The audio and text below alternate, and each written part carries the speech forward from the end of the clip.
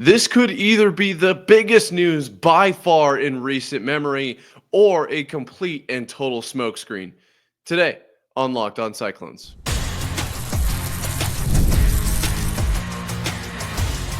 You are Locked On Cyclones, your daily podcast on the Iowa State Cyclones, part of the Locked On Podcast Network. Your team every day.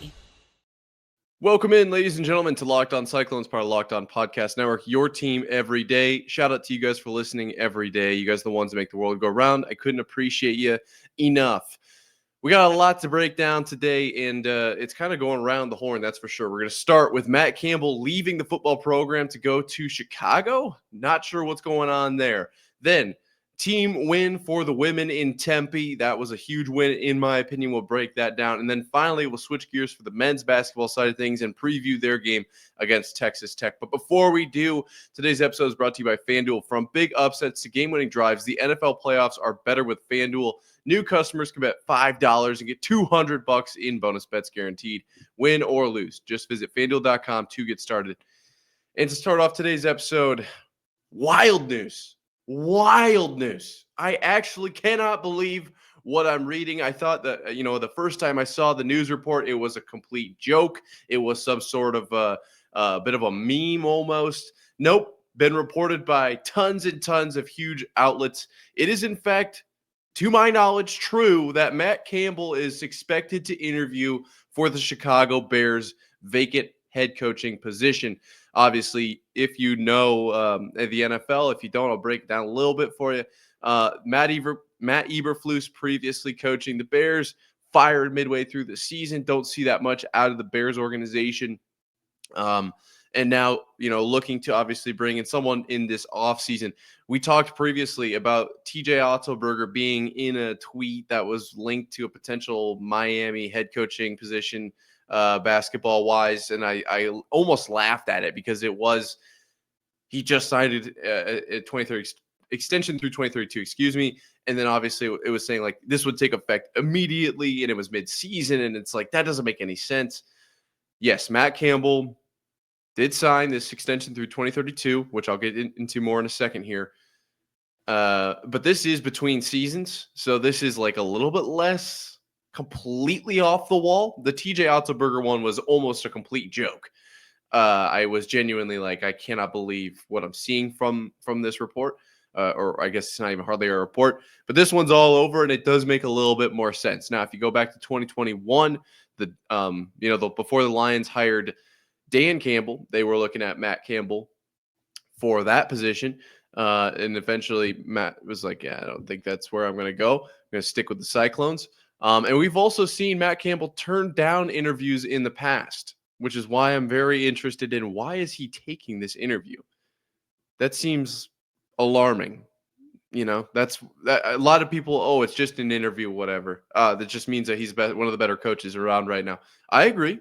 100% agree. Why is he taking the interview, though? Close to home. Chicago, not that. It's probably the closest one to Ames, closest pro football team outside of maybe Minnesota. I think maybe is like slightly closer, but it's only by a matter of minutes. It's not hours.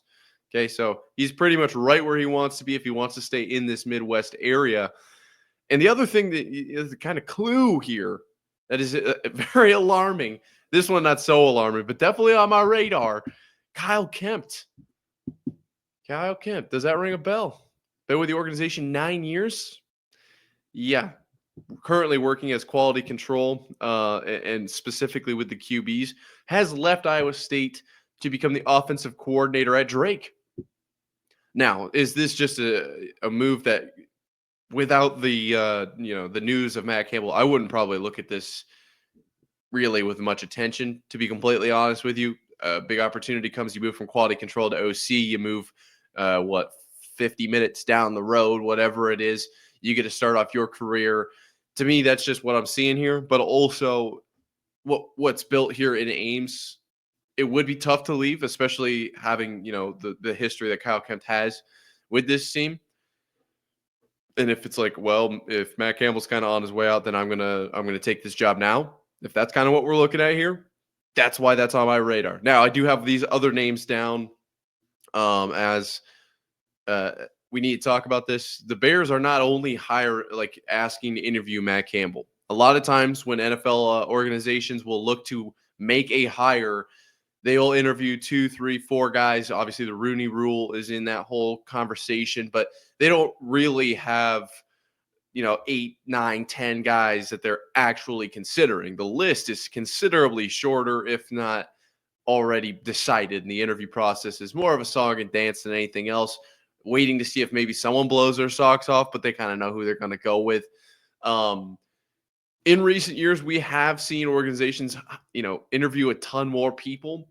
So it's interesting, this whole kind of paradigm shift, and I'm not sure which one it is. I really don't know. The Bears organization has been unpredictable by every account recently. So, I mean, I can't really make too much of it. And owner, basically saying, we're going to interview everybody. There's going to be surprises on the list. Kind of lends itself to me, them looking like they're trying to do everything they can. And in the fans' perspective, like, oh, they interviewed, 26 guys. Like, they know they have the guy they want.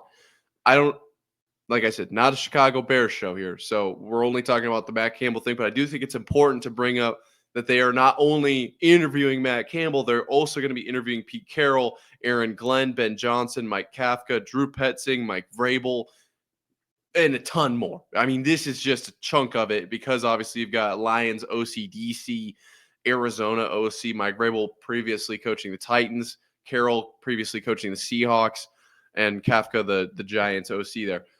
Not really sure why they threw that one in there. But to be honest, that's why I bring those names up, because it's not just Matt Campbell. And I do want to throw this in there. I don't know if I dropped this. This news was originally dropped by Brad Briggs of the Chicago Tribune. I want to give the credit there. Obviously, bringing me the first segment of today's show. So shout out Brad Briggs. To round this out is, how likely is it that he signs with Chicago? In my opinion, I'd give it maybe a 15% chance. Couple factors, obviously, going into that. Number one, just signed this extension. But I will say, I can't see anywhere the terms of this deal. Obviously the money is one thing, but like, what's the buyout? What's the ramifications? Like, all of this stuff that we do know immediately about NFL head coaching contracts, I can't find anywhere. And so, granted, I can't find TJ Otzelberger's either, but I also don't know how much is that. Like, did he take something that would have a minimal effect for leaving? I would imagine not with an 8-year contract, but I just don't know what those terms are. And so if it's something that the university can manage and he can manage, I mean, that's a possibility. I can't rule that out, because yes, he signed this extension, but we see people leave extensions all the time. So he's doing it just sooner, And so that was maybe that was worked into the contract. I don't know. The other thing is, he's built this culture here, and he's done it in a one-of-one way. And he's definitely, I think he's taken, it is officially his now. He's been here a while. But then on that same token, he's been here a while. 2 Big 12 championships, first 11-win season, first 10-win season. Does Matt Campbell think he's kind of maxed out the college position here? I don't know. What does Chicago offer him? What does he see in a program, like Chicago? What's the upside? What is he leaving behind? And granted, this is just an interview, as far as I have heard, over Zoom. But the fact that he's taking the interview, to me, is definitely alarming. I will be very interested to monitor this very closely. If you monitor my search history for the next 2 weeks, every single day, first thing I'm searching, Matt Campbell, what's going on here? So we will keep tabs on that moving forward. Very interesting, though. I completely thought that this was going to be some sort of a joke, some sort of Iowa State gets their first 11-win season and blah, blah, blah. No, it seems that this is pretty legit per Brad Briggs. So we're going to keep eyes on that. I'm curious what you guys think, because right after the extension, too, like literally weeks after. I don't know, man. I don't know. That being said, let's move towards something that we do know. Iowa State women getting the win in Tempe, and it's everything I could have wished for. Let's break it down right after this.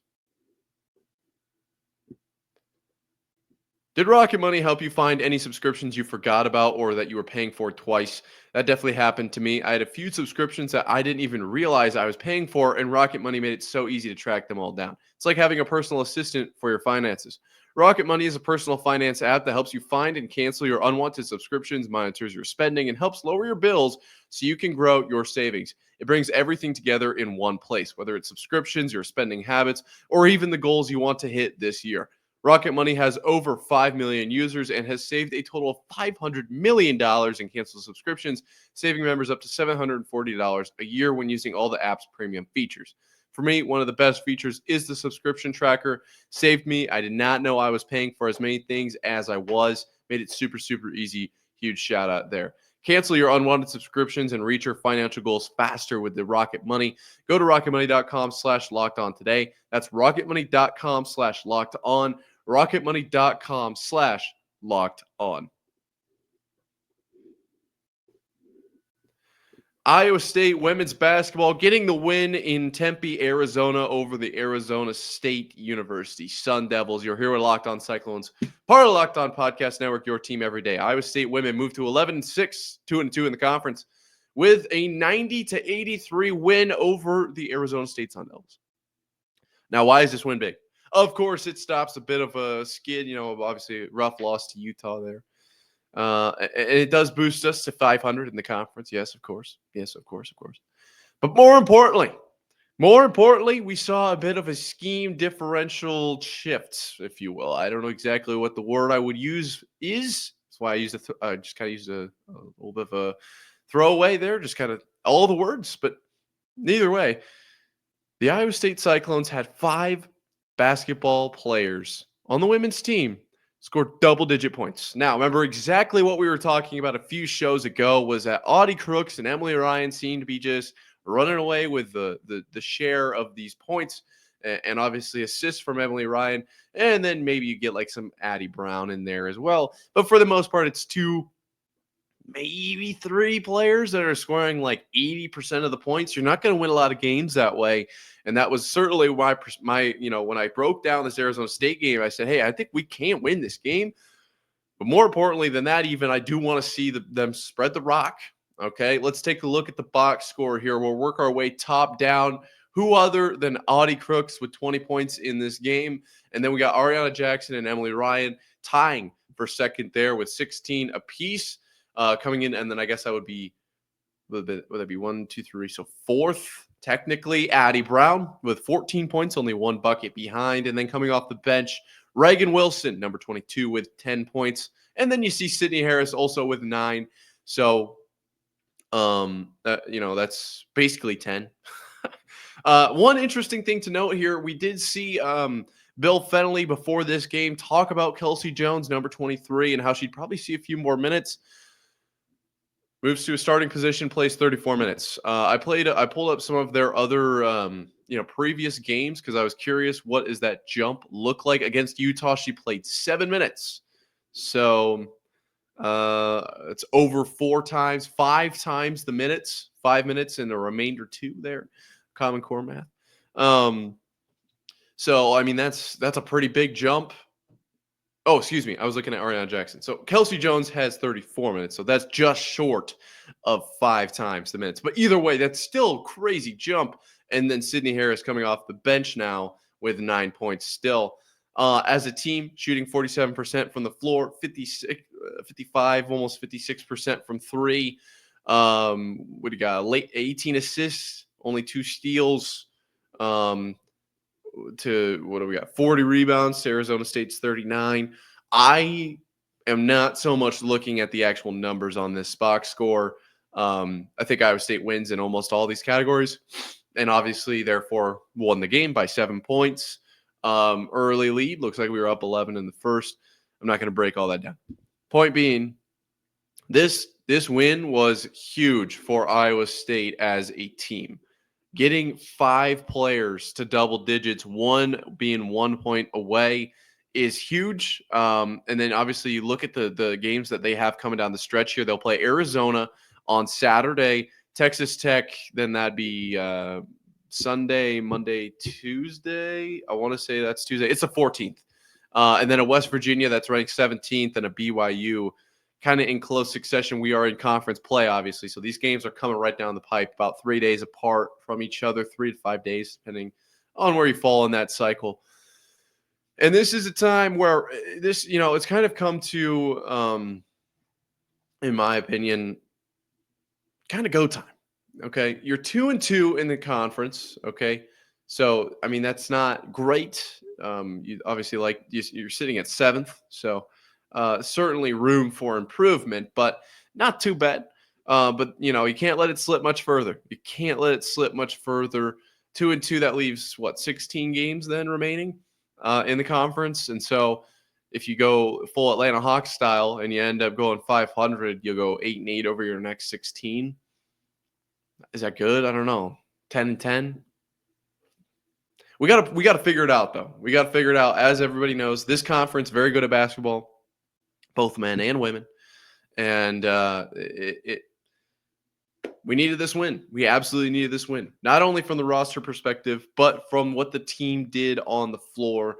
And just looking at the box score, as I said, I wasn't going to do a ton of, but obviously the first thing that jumps out to you: 5 players with more than 10 points, and you only see Audie Crooks with 20. That's the other thing that I notice here, is that it's kind of that the curve, if you will, it kind of flattened out. All right.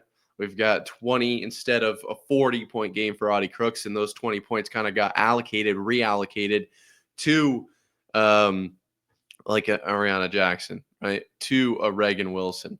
And so that's what I like to see. Coming off the bench, obviously Sydney Harris with 23 minutes. That's the most coming off the bench by far, previously starting. So that's not really too surprising. The 18 assists, I also really like to see. 10 offensive rebounds.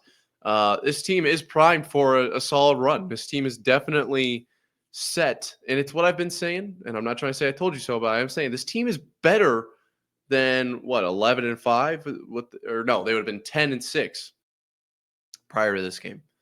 10-6, 1-2 in the conference looks pretty rough. I wouldn't expect too much from a team like that. But this Cyclones team is better than that record, yet somehow they sit with 6 losses and only 10 wins. And then they come out and beat Arizona, and then trying to defeat Arizona. They defeat Arizona State, trying to take down Arizona as well will help round out that total, bring it to 12 wins. 12-6, they'll be 3-2 in the conference. It's not too late. We just need to get our foot on the gas pedal. And I think we've seen now what this team is capable of. I don't think it needs to be hero ball from an Audie Crooks or an unbelievable night from Emily Ryan. I think this team can play even keel across the floor. And even if you look at, Kelsey Jones with only 4 points in that starting lineup, 7 rebounds, 2 and 5 OD, and then 3 assists. She's out there. She's balling hard. And more than that, what doesn't show on the stat sheet, because no turnovers. Did have a block though. Defensively, I don't know if she left that true squad, whatever the stance is you want to call that shuffle. It was like the only thing I could do well. I think she was one of the hardest defenders out there. Just a personal opinion. So I think this team is primed. I think they're ready. We'll take down Arizona on Saturday. We'll talk a little bit more about that tomorrow. But huge win. Absolutely a huge win for this Cyclones team, who needs some momentum and needed to do it in a different way. If Audie Crooks came out and scored 75 points in this game, I wouldn't be, obviously I'd be like, holy cow, how's that even possible? But more than that, it would be, we won probably, but is that how we want to win? This is how we want to win right here. 5 players, double digits, 1 with 9 points. Spread the rock around. Same thing with the men's team, right? You can't stop all of us on any given night. So I like that approach. Speaking of the men's team, they're going to play Texas Tech on Saturday. We'll break that down coming up right after this.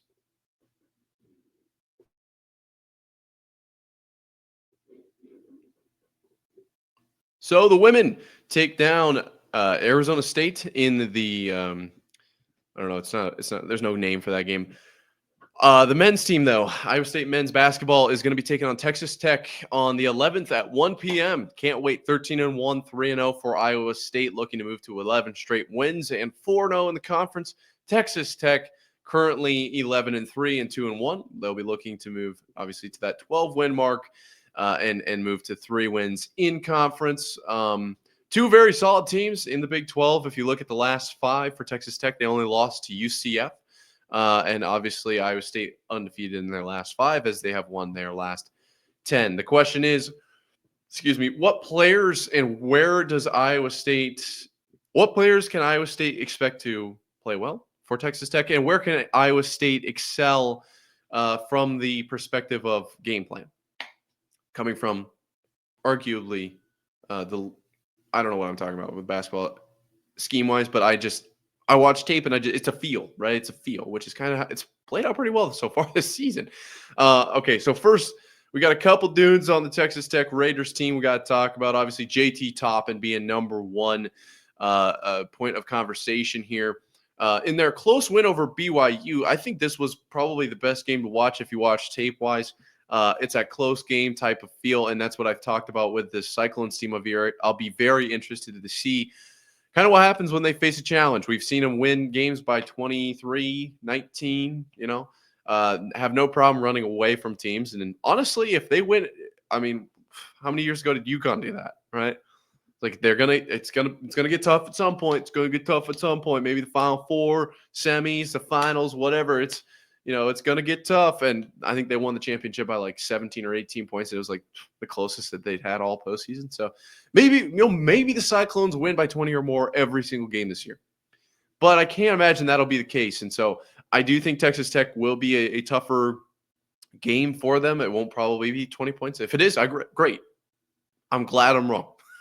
I love watching the blowouts, but if it comes down to the wire, I think that's very, very realistically possible. And, obviously not playing in Hilton is going to play a role as well. And so I looked at this game against BYU, 5-point game at the end here. BYU with a late 3 to push it to 5. So technically an 8-point game kind of before that last possession. That being said, JT Toppin in that game only had 5 points, but that is not the normal stat line for Mr. Toppin. Toppin usually averaging about 17 points a game, 9 rebounds. Pretty solid after out of Mr. JT, the 6'9" sophomore. Otherwise, obviously these guys, all these starters are going to be dogs. Against BYU, the 3 that kind of stood out as look at their whole roster is Darian Williams, Elijah Hawkins, and Chance McMillan. Number 5, number 3, number 0 dudes are going to have to look out for. 18 points, 22 points, 16 points, respectively. As a team, only shot 45% from the field. I guess only, use that word how you will. Only 62% from the free throw line is certainly something that you have to look out for. That being said, I think it's going to come down to Toppin.